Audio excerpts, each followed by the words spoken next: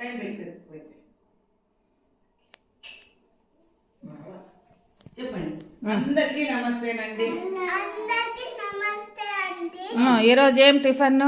పొంగల్. ఇక పొంగల్ ఈజీ చూడు సార్. పెసరపప్పు బియ్యం ఫస్ట్ ఉడకబెట్టుకునేదే.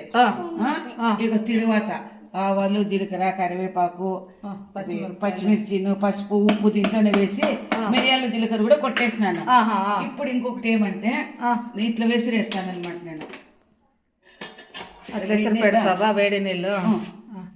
ఇక ఇట్లా వేడి నీళ్ళు బాగా కాంచుకొని వేసుకుంటే ఈజీ అనమాట పొంగల్. చాలా ఈజీనే.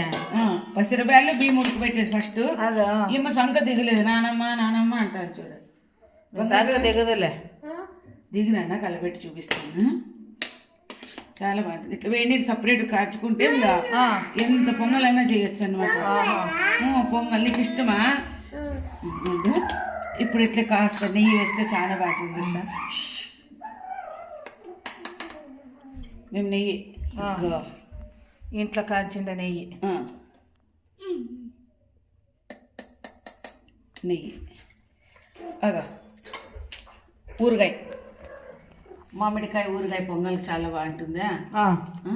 పప్పుల పొడి, ముద్దు దిగునా నాకు కలబెట్టి చూపెడతాను. ఏమన్నా కలిపెట్టి ఎత్తుకుంటావు కాదు చూడు. జై వాసవేనండి. వేడి జై వాసవేనా?